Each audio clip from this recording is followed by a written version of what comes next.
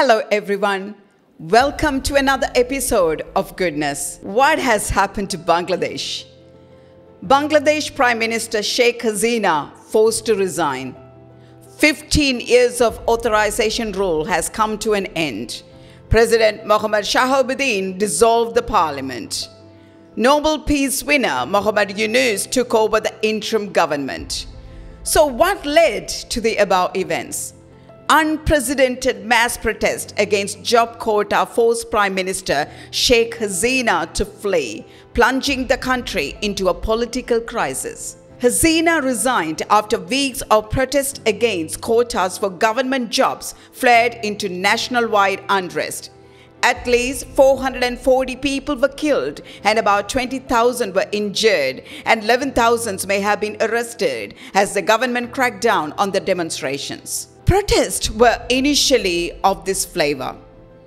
The protests began in June in response to the Supreme Court of Bangladesh reinstating 30% of quota for the descendants of freedom fighters, reversing the government's decision made in response to in the 2018 Bangladesh quota reform movement.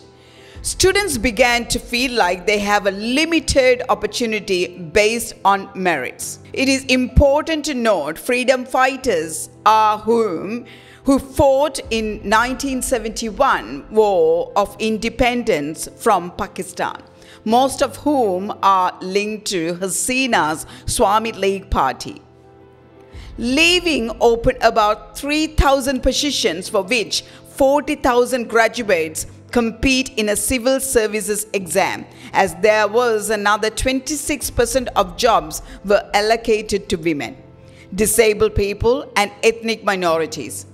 It is important to notice, fifth of the Bangladesh 170 million people are unemployed. Rallies against the quotas intensified after Hasina referred to the protesters as Razakars, which refers to people who collaborated with Pakistan during the 1971 war. Further development. On July 21st, the Supreme Court withdrew the job quota policy, ruling that 93% of the jobs would instead be open to candidates on merits. Did the unrest settle following the court ruling? Protest took a different turn here.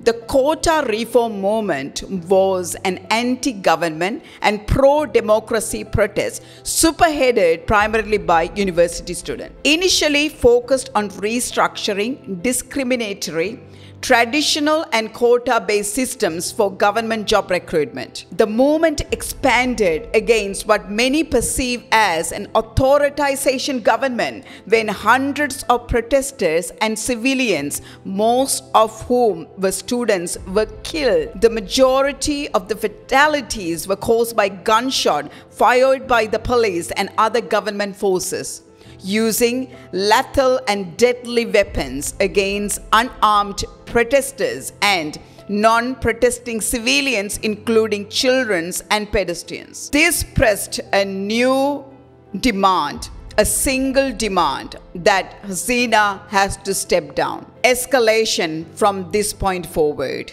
The government sought to suppress the process by shutting down all educational institutions. They deployed their student wing, the Chhatra League, along with other fractions of the Swami League party, such as the Lubu League and Swastibak League, which groups resorted to using firearms and sharp weapons against the demonstrators. Hasina and members of her cabinet sounded defiant until the end, accusing opposition forces of fueling the protest and calling Hasina the protesters terrorists. The government then deployed police, rapid action battalion, border guards and Bangladesh military, declaring a nationwide shoot-at-sight curfew. Unprecedented government ordered nationwide internet and mobile connectivity blackout that effectively isolated Bangladesh from rest of the world. Later, the government also blocked social media, including Facebook, TikTok and WhatsApp. UNICEF reported that at least 32 children were killed during July's protest. Determining the exact number of deaths have been difficult because the government reportedly restricted hospitals from sharing information with the media without police permission. Hospital CCTV footage was confiscated, and numerous individuals and gunshot wounds were buried without identifications. The government ongoing use of widespread violence against the general public has turned the student protest into people's uprising known as the non-cooperation movement.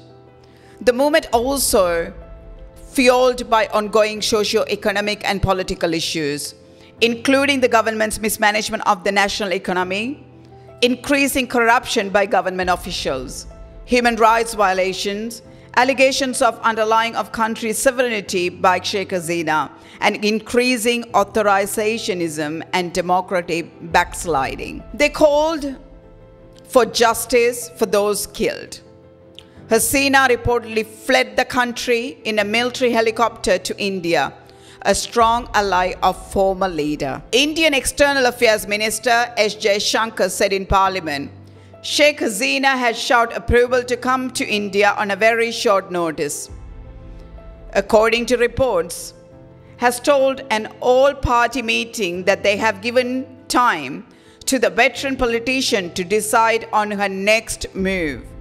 Sheikh Hasina is in absolute shock, and the government is giving her time to recover before it discusses the issues being told. New Delhi also faces a diplomatic dilemma here. It does not want to be seen as overly backing the ousted leader because that may complicate its relationship with the new dispensation in Bangladesh, a strategic partner geopolitically. At the same time, the history of Sheikh Hasina's relationship in India must also be kept in mind. Long before she became the Prime Minister, the Indira Gandhi government has given her refuge after her whole family, including her father, Mujibur Rahman, was assassinated during the 1975 unrest in Bangladesh. So abandoning her at this point will also not be an easy decision, considering her equations with Delhi. Some reports have claimed that the 76-year-old leader plans to seek asylum in UK, but London is hesitating, is what the reports are getting back to. Some say she might be heading towards US, but would it be possible after what US has said post the election in early 2024? This is what the US State Department has said. The United States remain concerned by the arrest of thousands of political opposition members and by reports of irregularities on elections day. The United States shares the view with other observers that these elections were not free or fair, and we regret that not all parties participated. After Sheikh Hasina fled the country, the US said, it stands with the people of Bangladesh. We welcome the announcement of an interim government and urge any transition be conducted in accordance with Bangladesh's law, US State Department spokesperson have said. According to her son and the Swami League leader, Sajib Wazir Joy, she has not requested asylum anywhere, so the question of UK or US not responding yet is not true. My mother was planning to retire after this term anyway. She's done with politics in Bangladesh. That's what he has to say. During the whole protest scene, the General Walker Uzzaman, the Chief of Army Staff, said, I request you all to be a little patient. Give us some time together, we will be able to solve all the problems. Please don't go back to the path of violence and please return to non-violent and peaceful ways. That had a little say, isn't it? Why was Hasina unpopular? The world's longest serving female head of government, Hasina, who is 76, is a daughter of Bangladesh founding father Sheikh Mujibur Rahman. Hasina first became the country's prime minister in 1996. She was re-elected in 2009 and has stayed in power since, making her the longest-serving leader in Bangladesh's history. In the recent election, Bangladesh Prime Minister Sheikh Hasina has secured her fourth straight term in a controversial election. Hasina won the election to serve another 5 years in office after her party, the Swami League, and its allies won 225 out of the 300 parliamentary seats contested. But it is quite interesting to note the lowest voting ever recorded in the history. Although Hasina won her fourth straight term in election this year, she was accused of muzzling opposition forces and other forms of dissent, orchestrating disappearance and arranging extrajudicial killing. Hasina rejected all the allegations. Human Rights Watch estimated that nearly 10,000 activists were arrested after an opposition rally in October last year turned violent, resulting in death of at least 16 people and injuring more than 5,500 people. It accused the government of filling the prisons with the ruling party's political opponents. The main opposition party, the Bangladesh Nationalist Party, boycotted the election after the Swami League rejected their demands for an independent caretaker government to preside over the polls. Until then, our peaceful and non-violent movement will vigorously continue, they said. Very few expect the government to relax its crackdown, particularly if opposition parties and civil society groups continue to raise questions over the legitimacy of the government. While Bangladesh under Hasina presents a contrasting picture, the Muslim majority nation, once the world's poorest, has achieved credible economic success under her leadership since 2009. It's now one of the fastest growing economies in the region, even surpassing its giant neighbor India. Its per capita income has tripled in the last decade, and the World Bank estimates that more than 25 million people have been lifted out of poverty in the last 20 years. It is also the world's second largest garment producer after China. But the economy spun into turmoil in mid-2022 following the pandemic and global economic slowdown. With rising inflations, conditions for an IMF loan it took earlier kicking in, the government may struggle to tackle public fallout. In September last year, Washington began imposing visa restriction on Bangladesh officials found culpable of undermining the country's democratic election process. Developed countries are also aware that any withdrawal of concession to Bangladesh garment industry would hit millions of workers, most of whom are women. So, who wanted whom? Some of the student leaders who spearheaded the protest and insisted they would only accept Muhammad Yunus, the interim leader, until fresh elections were held. So, who is Muhammad Yunus? An 84-year-old Bangladeshi entrepreneur, banker, and an economist. Yusuf was awarded the Nobel Peace Prize in 2006 for founding the Grameen Bank and pioneering the concept of microcredit and microfinance. He received the United States Presidential Medal of Freedom in 2009 and the Congressional Gold Medal in 2010. Yunus is one of just 7 individuals who have been awarded such awards. Professor of Economics to Chancellor at University of Scotland.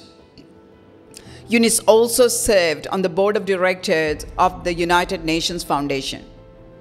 After dissolving the parliament, Bangladeshi President Mohammad Shahabuddin nominated Yunus to serve as the head of the interim government of Bangladesh in accordance with student demands following the resignation of the former Prime Minister.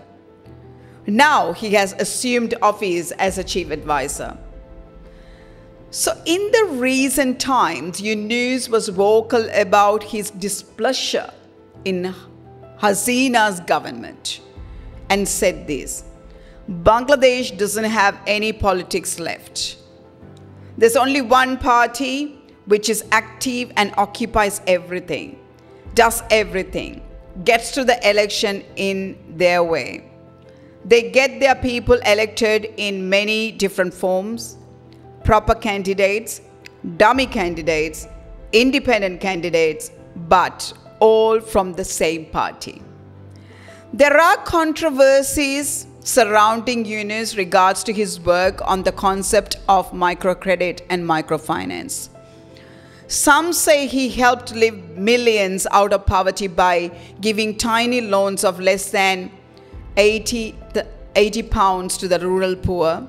Some say he further drove them towards credit and leading to stress and no point of return in their lives. Yunus faces over 100 cases in total, which he has dismissed as a very flimsy and made-up stories. Last year, more than 170 global leaders and Nobel Prize winners urged Hasina to suspend legal proceedings against Yunus. Hasina called Yunus a bloodsucker of the poor in 2011. Is Yunus a bloodsucker, as Hasina once called?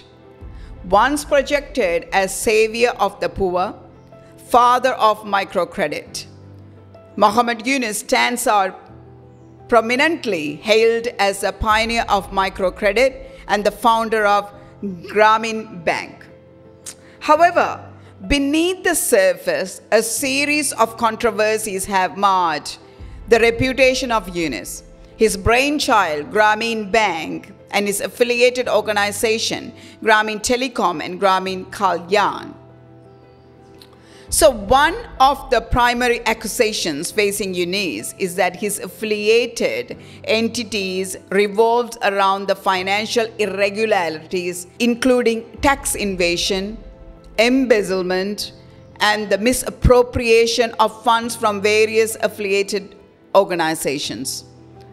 While the 106 Nobel laureates may argue that the Yunus is being prosecuted, critics maintain that this international support ignores the constitutional limits and may inadvertently undermine the rule of law.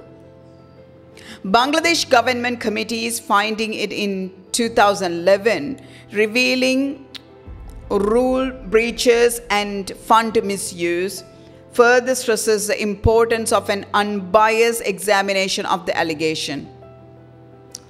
Another significant point of contention arises from the alleged manipulation of Grameen Bank's ownership structure. Initially, members owned 60% of the shares, with the government holding remaining the 40%. However, investigation indicate that in 1986 amendments shifted the balance, giving the members 75% of the shares and only 25% for the government. This apparent violation raises questions about the transparency and legality of such changes. The process surrounding the appointment of Mohammad Yunus as the managing director of Grameen Bank has also come under intense scrutiny. However, discrepancies in Yunus' appointment, including exceeding the age limit set by government employment rules, cast doubt on the legitimacy of his tenure. The violation of service rules, particularly the alleged absence of reapproval from the Bangladesh Bank, adds another layer to the controversies. The above are a few of the allegations surrounding the Bangladesh interim leader. In the meanwhile, The Bangladesh Hindu Buddhist Christian Unity Council reported that between a few days, a large number of Hindu homes and businesses were vandalized and numerous temples were damaged. 1,000 of protesters celebrated Prime Minister's ouster that afternoon. Reports began to emerge of retaliation against members of Hasina's party and against those seen as allies, including the Hindu minority. In addition to the party's offices and the homes of its members, the rioters targeted Hindus, torching their homes and vandalizing temples, according to the witnesses and local media. Fears of the more attacks were amplified in the absence of a government and the law enforcement retreating from site in many parts of the country. Priyanti Chatterjee, a Hindu student in Dhaka, the capital, said this: Muslims had attacked her family at their home in the southern Bagarhat region, killing her father and leaving her mother with head injuries. My father was an innocent teacher, you know. Adding that her parents tried to call the army and the police for help, but no one responded. Details about the episode could not be independently verified. There were attacks on the homes of Hindus and their temples in at least 4 districts of Bangladesh, including villages near Chattogram, the country's second most populous city. According to the witnesses, the relatives of people whose properties were targeted. The student groups that led the protests against Hasina acknowledged the violence, but suggested their supporters were not involved. Temples are being attacked and vandalized and looted, Namid Islam, one of the student leaders mentioned, said in the statement, blaming those attacks on those who want to destroy the student movement. Ranadas Gupta, who leads an organization of Bangladesh religious minorities, said attack towards Hindus had resulted in at least 2 deaths and more than 100 injured. Meenakshi Ganguly, the Deputy Director for Asia Human Rights Watch, describes and reports of violence against Hindus as extremely concerning. Hindus are apparently being attacked because they traditionally supported the former Prime Minister. Bangladeshis came out onto the street to demand to end the authorizational rule. And these attacks undermine their just demand for human rights. Restoring law and order will be one of the interim government's immediate challenges. So here are some key questions for you to look for answers in the coming days, months, and years. The man who wished to redesign the world's economic engine, ambitiously proposing a world with zero poverty and zero unemployment, would he be able to deliver on this job? Bangladesh have seen many coups, but this is new. This people power, the sheer power of the demonstrators. Now, they are in the uncharted territory. Will a fruitful outcome be in the hands of the people of Bangladesh in the near future? Mohammed Yunus previously mentioned that he is not cut out for politics. If that stands true today, who will he be handing over the interim government to? And what does that hold for the future of Bangladesh? With that, I will leave you today. Until then, you look after yourself, and I will see you in another episode of Goodness. Thank you.